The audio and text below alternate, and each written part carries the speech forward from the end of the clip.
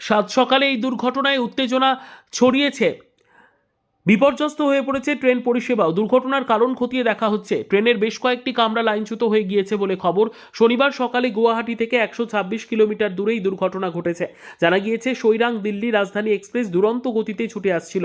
সেই সময় লাইন এসে পড়ে একদল হাতি। শটান হাতির দলকে ধাক্কা মারে ট্রেনটি। তাতে কমপক্ষে 8টি হাতির মৃত্যু হয়েছে।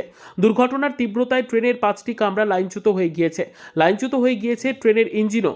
এই ঘটনায় ইতিমধ্যেই রিলিফ ট্রেন পাঠানো হয়েছে বলে রেল সূত্রে খবর। রেলের কর্মী আধিকারিকরাও পৌঁছেছেন ঘটনাস্থলে। শুরু হয়েছে উদ্ধার কার্য। রেল লাইনে এখনও হাতিদের দেহাংশ ছড়িয়ে ছিটিয়ে পড়ে রয়েছে বলে খবর। আপার অসম এবং উত্তর পূর্বের রুটে ট্রেন চলাচল ব্যাহত হয়েছে এই ঘটনায়।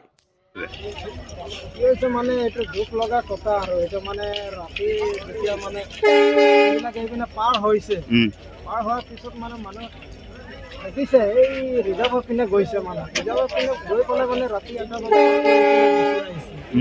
ছাত্ৰ হাতে মানে মৃত্যু হৈছে আৰু পোৱালি এটা মানে জিন্দা আছে। এতিয়া দুখ লগা কথা। এইটো মানে আমাৰ ডিপাৰ্টমেণ্টৰ মানুহে মানে অলপ গুৰুত্ব দিব লাগিছিলে। এইটো মানে এইটো কি ক'ম আৰু এইটো বছৰৰ মানে মূৰত আহিছে এবাৰ এইফালে এনেকুৱা ঘটনা হৈছে।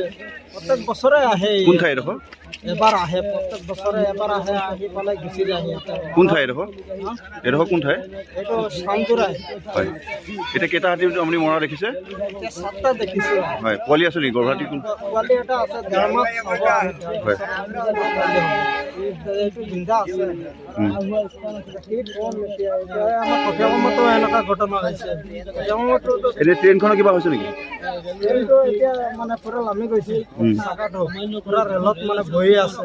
মানুহবিলাক বাচিছে, মানে এইটো আৰু ঘৰৰ মানুহৰ ওচৰত মানে প্ৰাৰ্থনা কৰি যায় আছে। এইবিলাক বাচিছে আৰু ৰাতি। ঠিক আছে দিয়ক। তাকে হাতী ইতিমধ্যে মৃত্যু হৈছে। হয়, অতি দুৰ্ভাগ্যজনক আৰু দুখ লগা। ভাবিবই পৰা নাছিলোঁ এনেকুৱা এটা ঘটনা হ'ব বুলি। নহওঁতে এটা ডাঙৰ ঘটনা হৈ গ'ল, দুখ লাগিছে। বিগত এটা মাহে কামপুৰ অঞ্চলত হাতীয়ে আচলতে এটা ত্ৰাসৰ সৃষ্টি কৰি আছিলে, পিছত এই ঘটনা সংঘটিত হৈছে, কি ক'ব? এটা মাহে হাতীখিনি কামপুৰে আশে পাশে ঘূৰি আছিলে, কিন্তু ইমান হাতী, ঠিক তেনেকৈ ফৰেষ্টত তেনেকৈ মানুহ নাই। বিশেষকৈ হাতীৰ সংখ্যাটো মানে কণ্ট্ৰল কৰিবৰ কাৰণে চৰকাৰে ব্যৱস্থা ল'ব লাগে। আৰু 200-250 হাতী আহিলে ফৰেষ্টত 10-20টা মানুহে একো কৰিব নোৱাৰে। ফৰেষ্টক দুখ দিও লাভ নাই। গতিকে মানে চৰকাৰে ব্যৱস্থা ল'ব লাগে, হাতীবিলাক কণ্ট্ৰল কৰিব লাগে।